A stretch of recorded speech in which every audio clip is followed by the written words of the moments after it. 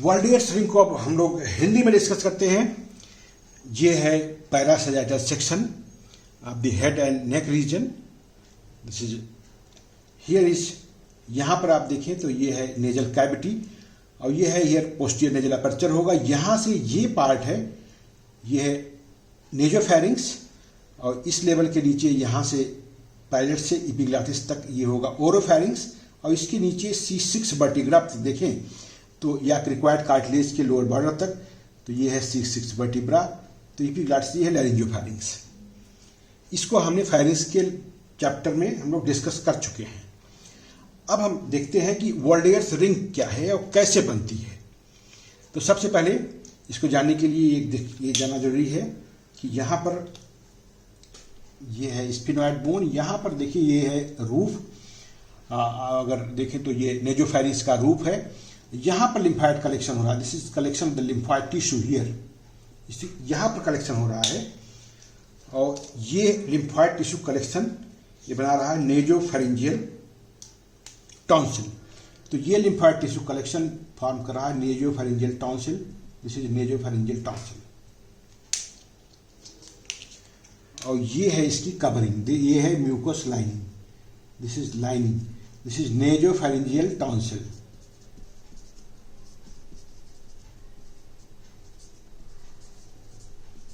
तो ये हो गया नेजोफेरिंजियल टॉन्सिल। इस टॉन्सिल में अगर देखें तो ये क्या है, लिम्फोइड कनेक्शन है और ऊपर लाइनिंग एपिथेलियम है सीडियोस्ट्रेटिफाइड सिलिएटेड कॉलमनर एपिथेलियम की, जो कि रेस्पिरेटरी एपिथेलियम की होती है, नेजोफेरिंक्स की है। अच्छा, इसके बाद फिर इसमें एक चीज और भी दिखता है कई बार कि यहां पर एक लस्का इसको बोलते हैं,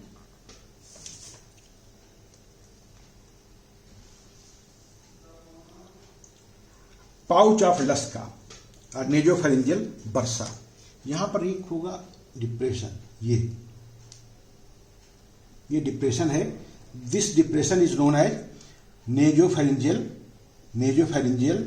bursa, this depression is known as nasopharyngeal bursa. या फिर इसका नाम और भी है, इसका नाम है pouch of Luschka, this is pouch of Luschka, इसको पाउच ऑफ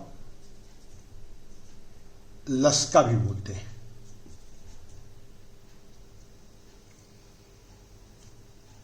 पाउच ऑफ लस्का।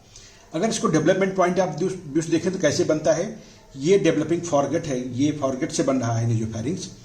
तो डेवलपिंग फॉरगेट जो pharyngeal part of the developing forget है ये है, अगर डेवलपिंग गट देखें तो ये है फॉरगेट, यहां से डेवलप हो रहा है और यहीं पर नोटोकार्ड का डेवलपमेंट है। तो नोटोकार्ड और ये दोनों का एडिशन हो जाता है, इसलिए ये डिम्पल बन जा रहा है ना।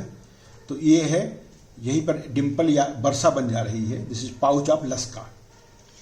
और कई बार इसके ऊपर भी, जहां पर ये है इसके ऊपर भी, यहां पर भी एक डिप्रेशन हो जाता है और ये यहां पर एक डिप्रेशन होता है इसके ऊपर, इस डिप्रेशन को कहते हैं, ये रेमनेंट है Rathke's pouch, this is remnant of Rathke's pouch.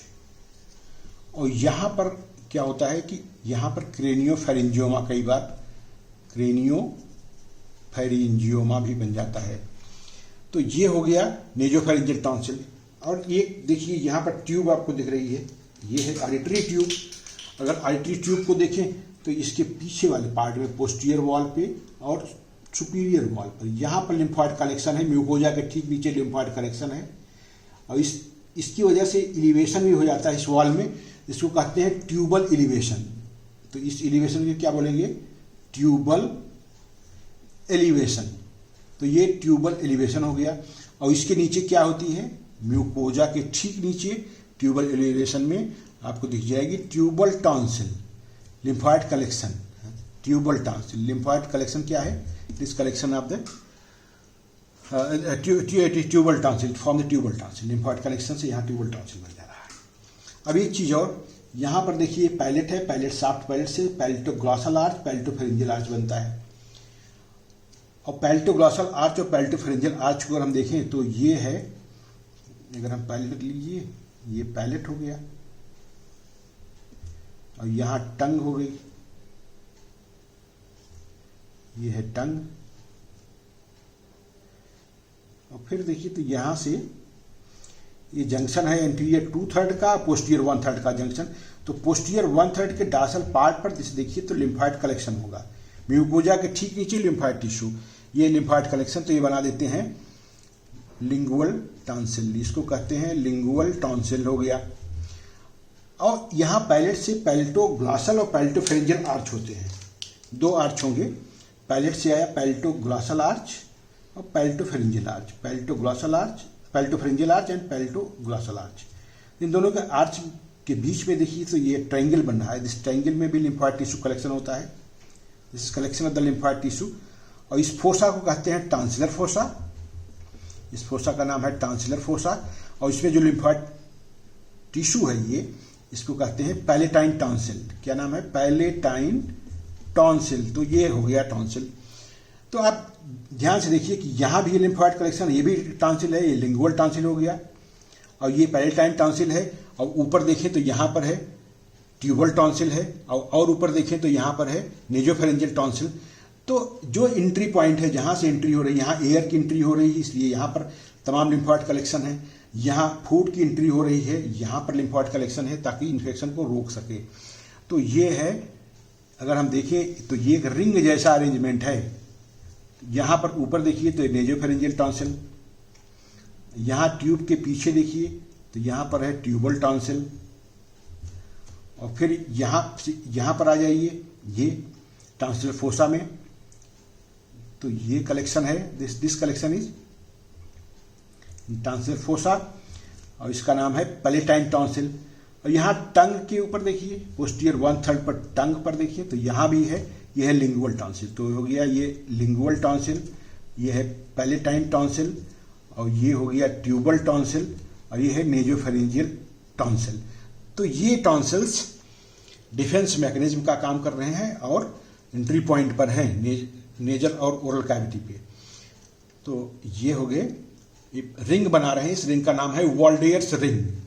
और कई बार नेजोफेरेंजियल टॉन्सिल इनलार्ज हो जाते हैं, ये 6 साल की उम्र तक के बच्चों में यूजुअली इनलार्ज हो जाता है। इसके बाद धीरे धीरे इनकी साइज कम होती जाती है, लगभग 20 साल के आसपास इनकी साइज बिल्कुल छोटी हो जाती है, एट्रोफी हो जाती है।